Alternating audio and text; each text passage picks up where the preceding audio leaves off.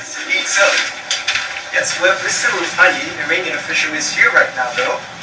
Alright, so maybe, well, that's not a good thing. Stuck in traffic right now because of the oil crises. Yes, okay. Yeah, alright, see you later, Mr. Cameron. Thank you. Mr. Rani, I'm very sorry, but as you may be aware right now, in the newspaper today, UK is currently suffering an oil crisis in which, unfortunately, Russia stopped exporting oil into the UK, and newly independent Scotland, unfortunately, doesn't want to export oil down to the UK. So unfortunately, there's an oil shortage in the UK, which means prices are up. Unfortunately, the people of the UK aren't happy. They're protesting on the streets, creating traffic. Unfortunately, Mr. Cameron's stuck in the traffic right now.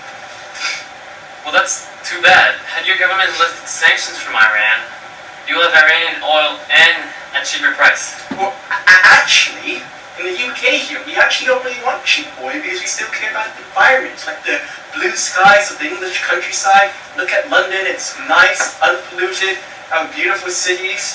So we don't want people driving around in these SUVs around, so we actually don't want the cheap oil. Mind you, Brits are bigger polluters than Iranians. Whatever, that is just secretivity, like the entire British foreign policy since the 1800s. Excuse me? Secretivity? Are you trying to insist or insinuate that Iran is a more morally superior nation than a great country of the United Kingdom of Great Britain and Northern Ireland? Oh really? Let's just see our relationship where UK's foreign objective, according to Kipling, was to help out non-Europeans to better their standard of living. But instead, the UK exploits natives and splendors other resources. Exploit? I'm sorry, I believe it's more like UK companies going into other countries to help in their development, just like British Petroleum in Iran, in which you helped out my Iran oil. This fact in Iran didn't have the technology, but the Brits did. You may have found the oil, but the oil is in Iran, and which means the oil is ours. You didn't give Iranians any knowledge of the oil, and we only obtained 16% of the oil. But a contract is a contract, and here in the UK we believe in the rule of law. In fact, we have one of the best judicial systems right now, so a contract is a contract and it has to be honored. Your country signed a contract, we signed contracts, it has to be honored. And I have a copy of the contract right here if you want to see your own signature to it. Oh really? You and the US support setting up to the law? How about the Contra affair? Be grateful. It's not like Iran didn't benefit from the Contra affair. After all, as a result of it, you were able to get weapons from the Americans. And in fact, we were able to get funds from the Americans in order to fight against the evils of Saddam in Iraq in the early 90s. That's just secretivity on two tiers. You helped Saddam too by giving him intelligence, which a decade later you went against him. And grateful, we helped you in Afghanistan after 9/11. And you call this an axis of evil. Actually, the UK didn't call it an axis of evil. That was President George W. Bush. But regardless, that was a perfectly legitimate comment by Mr. Bush, as your government back then, as to a certain extent now, wasn't a legitimate government. It wasn't democratically elected. It's some religious fascist, to be blunt and honest. Oh, shut up. Is Her Majesty the Queen elected? Is the House of Lord elected? Speaking of democratic leaders, you were the one who removed our elected Prime Minister in 1953, Mr. Mosaddegh, and replaced it with another one of your puppets, Mohammad Reza Shah. Actually, that was not us. It was not the United Kingdoms that did it. We all know it's the Americans that did it when they sent in a CIA operative by the name of Mr. Roosevelt, isn't it? But what about the 1979 embassy hostage for 444 days? It is not like Islamic Iran is any better than Shah's Iran. The 1979 revolution was caused by you in the first place. In the 1970s, Iran was becoming too totalitarian with the Sabak and the profligacy of Shah for your oil. But it was still an island of stability. I can see America is very conservative in the aspect of still repeating a line by Jimmy Carter, said almost 5 decades ago.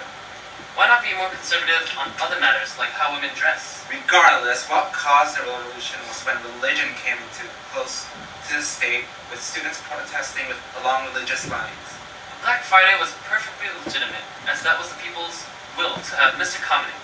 After all, America brings religion into politics all the time. Gay marriage, abortion debates, or even God bless you after every speech. I think the point here that our honorable American delegation can bring up is the extent of the separation of church and state.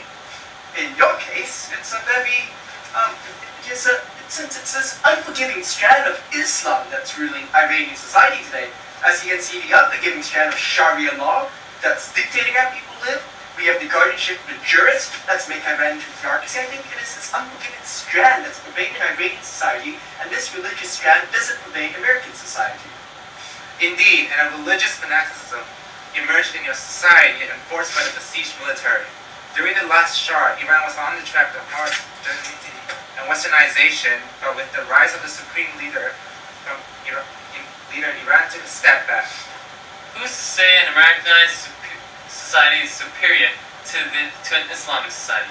It is just negativity for America to be intolerant and not working with Iran over legitimate ideology. But anyways, the fact of the matter is that your country labeled the U.S. as the great Satan, which is a clear sign of Iranian belligerence. It shows that you don't want to cooperate with the West on oil or nuclear technology. Hey, a red line has been drawn! Just Western negativity, because why can Israel have nuclear weapons, but Iran can't? Yes! But you signed the IAEA agreement, but you did not comply with it! Actually, just a month ago, the IAEA chief released a statement that since January, we have been following the IAEA reports in respect to. Well, maybe, just maybe, we're seeing a slight subtle change in foreign policy under the new president, Mr. Rouhani. His last president, Mr. Ahmadinejad, was simply warmonger. There's no place in the international politics today. Quite rightly, Hassan Rouhani is our president, and Mr. Ahmadinejad's words are not the legitimate policy lines of the Iranian government. But rest assured that our supreme leader, Ali Khamenei, has already asserted that nuclear weapons are a sin. Yes, but then why can't Iran then explain the centrifuge suspicion that outside world has had of building secret facilities? What sneakertivity? Why not ask your Israeli puppet master right next to you to see if he will even allow any inspectors into Israel's nuclear weapon factories? Sure, but we do not have nuclear weapons! I will let the U.S. judge that statement. We all know about Israel's sneakertivity. Do you really think that Iran will ever use a nuclear bomb against you, even if we had it? That would do us no good. But you're a backer of state terrorism. Excuse me? Hezbollah? You backed fascist leaders back in the Cold War. Yes, just to stop the conversation right now, but Mr. Cameron will be here shortly, so perhaps we should probably get ready for Mr. Cameron. Oh, Mr. Cameron. Apologies for the delay. We've been very preoccupied with an oil crisis in the United Kingdom. And given this, we think it's very important that we allow Iran to develop its nuclear energy. Of course, with inspections from the United States and the United Kingdom. But the sanctions will need to go beyond our oil, which will not be mined out by BP at such exploitative prices. Moreover, Iran will need to have the right to acquire other goods, like spare parts from the planes.